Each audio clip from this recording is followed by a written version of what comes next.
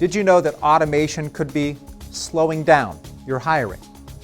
Look, automation's wonderful. I'm a huge fan. I've worked with a number of hiring technology companies. Unfortunately, either automation is a problem or how people use automation is a problem. It's one of the reasons in my book, High Velocity Hiring, How to Hire Top Talent in an Instant, I dedicated an entire chapter to lean recruiting.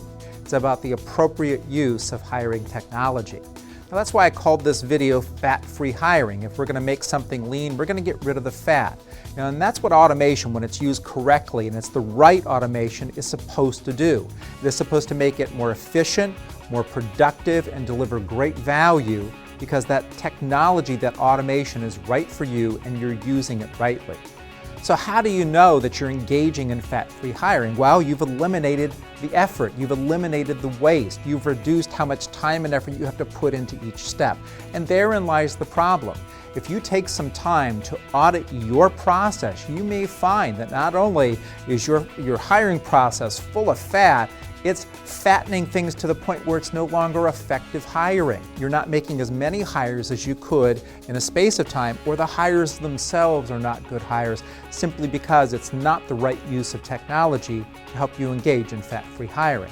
So I want to give you 3 ideas that will help you today make sure you're using the right automation in the right ways.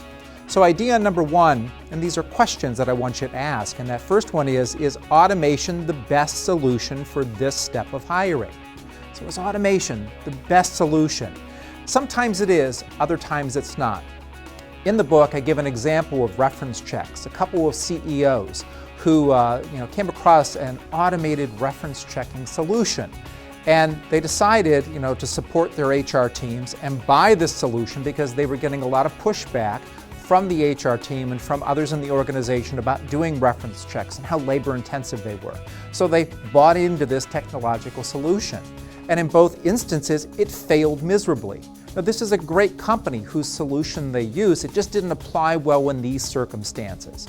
Automation is not universal. It's not right for everybody. And each solution is different for different circumstances. So you have to pick the right automation for the right circumstances and make sure that it's the best solution for what you need. So always ask, is this the best solution? Or, as in their case, they went back to old school because they found it was more efficient, more productive, and when they streamlined the steps of it, it was actually quicker than the automation. So now, the second thing that you can do is another question, and that is ask, is your technology doing all that it's supposed to do? Technology only works if you work it and if it works for you. And in this case, the technology was not doing what it was supposed to do in regards to matching. Another client of mine who happens to be in Canada. And their technology, there was something about the matching and how they were entering information. It wasn't, jiving. It wasn't working out well.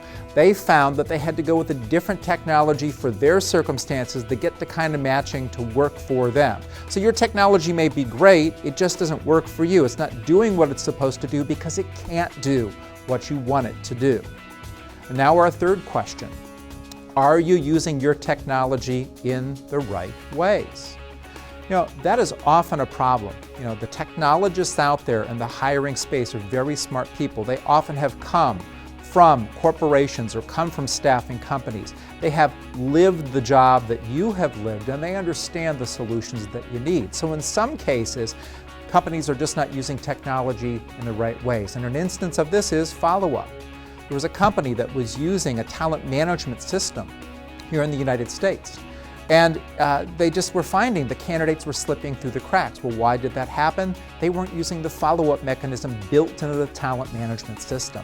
That system actually had the capability to have appointment reminders pop up when the talent acquisition team was supposed to reach out to candidates. They just weren't using it.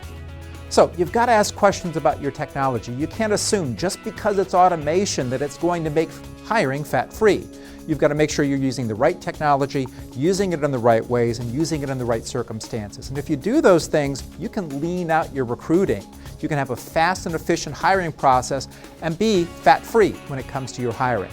I challenge you now to go ask those questions and look with a very discerning eye at your process, your technology, and make smart choices. Certainly use automation, but only use automation when it makes hiring lean, and fat-free.